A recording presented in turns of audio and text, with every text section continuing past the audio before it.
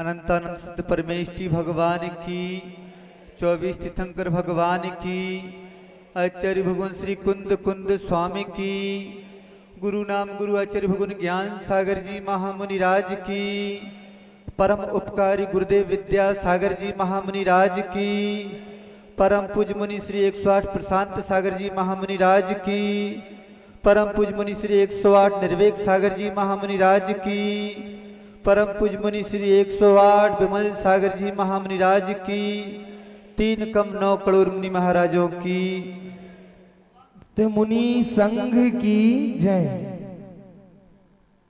एक चित्रकार कुछ बना रहा था।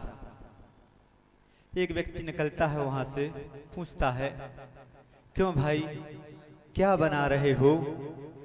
वह व्यक्ति चित्रकार बोलता है, मैं एक चित्र बना रहा हूं। वह व्यक्ति पुनः प्रश्न करता है, भैया किसका चित्र बना रहे हो? वह व्यक्ति बोलता है कि मैं भगवान का चित्र बना रहा हूं। वह व्यक्ति फिर प्रश्न करता है कि क्या तुमने भगवान को देखा है?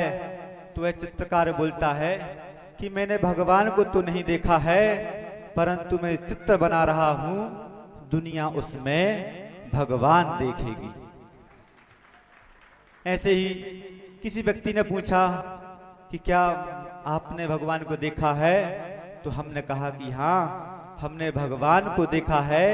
आचार्य विद्यासागर जी महाराज में भगवान को देखा है।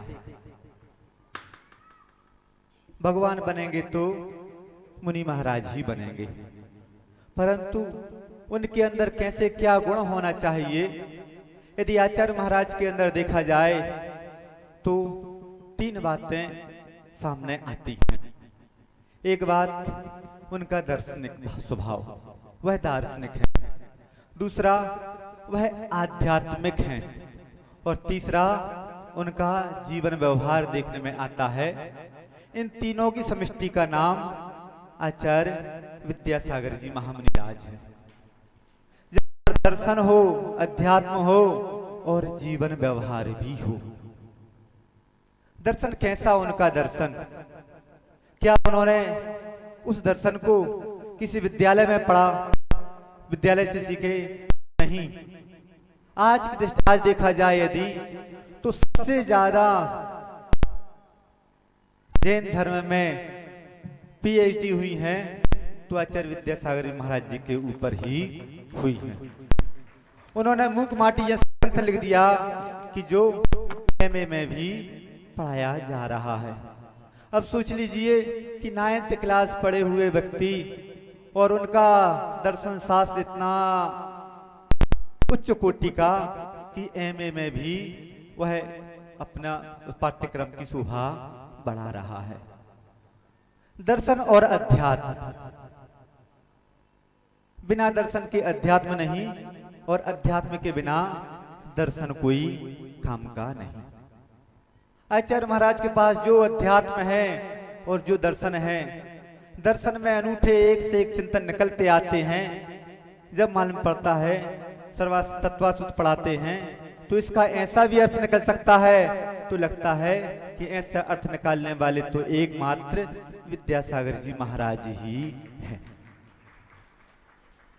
आज के समय में देखा जाए तो दर्शन अलग चीज हो गई और अध्यात्म बिल्कुल अलग हो गया। जब तक दर्शन का अध्यात्म का साथ नहीं मिलेगा, तब तक वह दर्शन मात्र किसी प्रकार का उन्नयन करने वाला नहीं होगा, मात्र बातों का जमा खर्च बनकर ही रह जाएगा। तो आचार्य महाराज ने उस दर्शन को अध्यात्म के साथ जोड़कर, हम लोग अमरकंटक में न्याय का विषय पढ़ रहे थे, और उस समय आचार्य महाराज ने जो हम लोगों को न्याय का विषय पढ़ाया, तो कहा जाता है कि न्याय का विषय कैसा है? तो कहा जाता है कि लोहे के चने चबाने के जैसा दुरूह है। और आचार्य महाराज ने जब हम लोगों को वह न्याय के ग्रंथ परीक्षा मुख पढ़ाया, शास्त्र का स्वाध्याय करवाया, तो ऐसा लगा अध्यात्म कैसा है?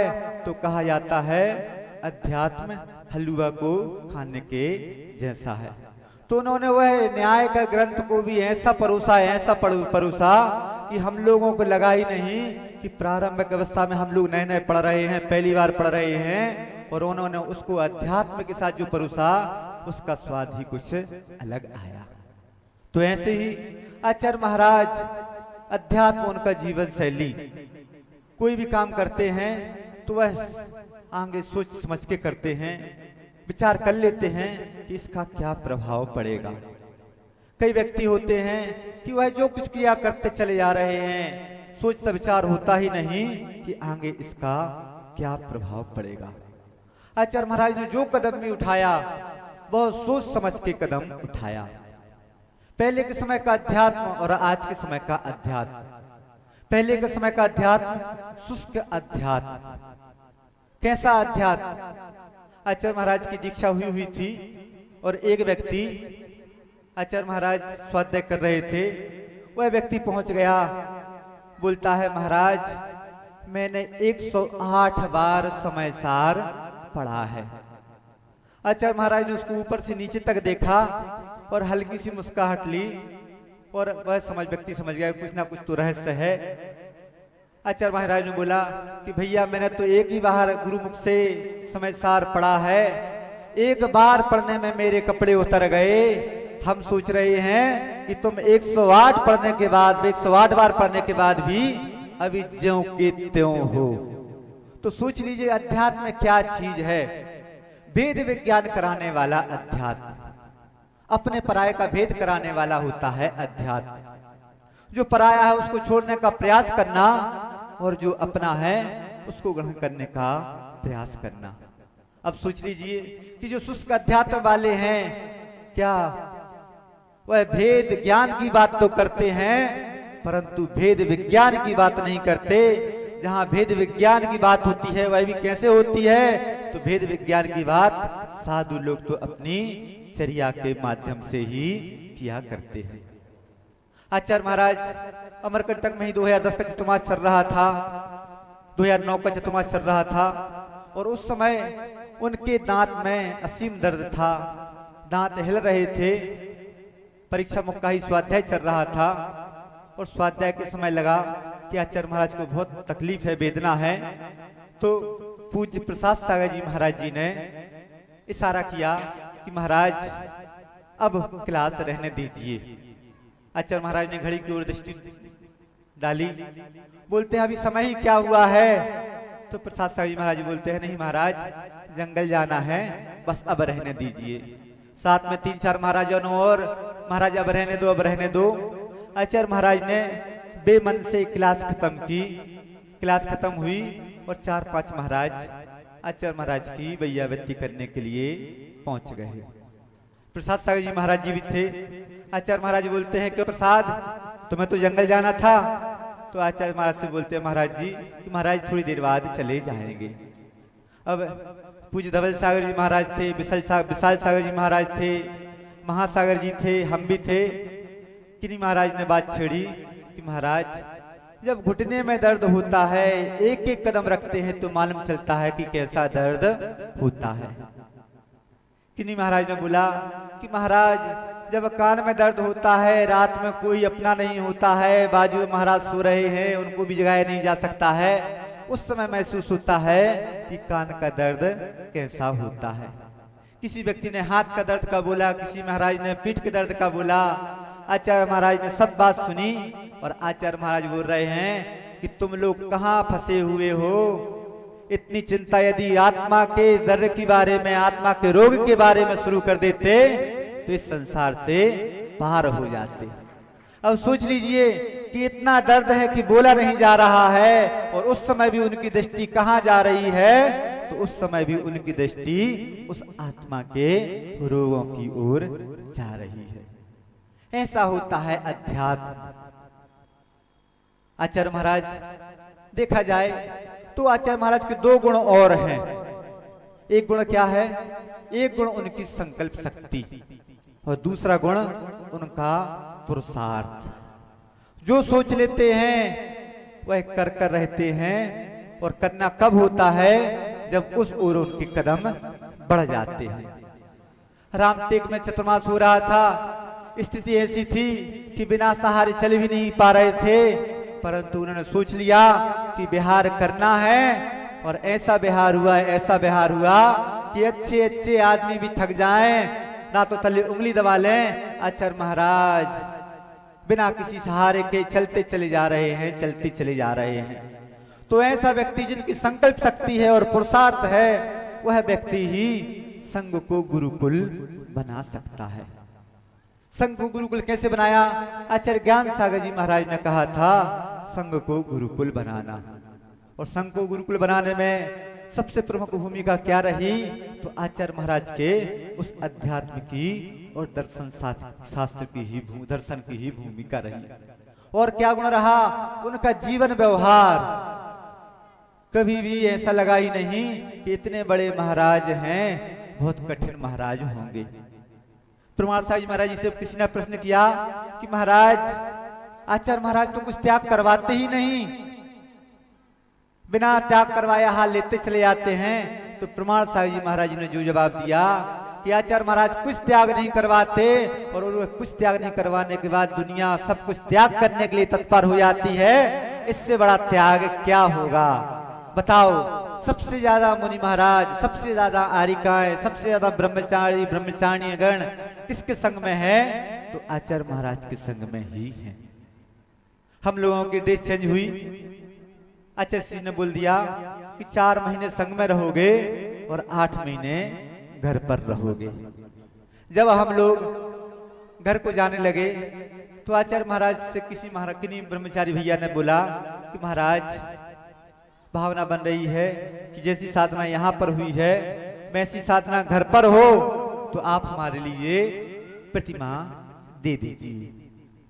आचार्य महाराज ने उस समय जो उत्तर दिया कि भैया, अभी तुम लोग तो 4 महीने हुए आएंगे संघ में आए हुए, जाने घर में जा रहे हो, घर में जाके क्या 2 चूल्हे करवाओगे? घर में जाकर क्या 2 चूल्हे करवाओगे?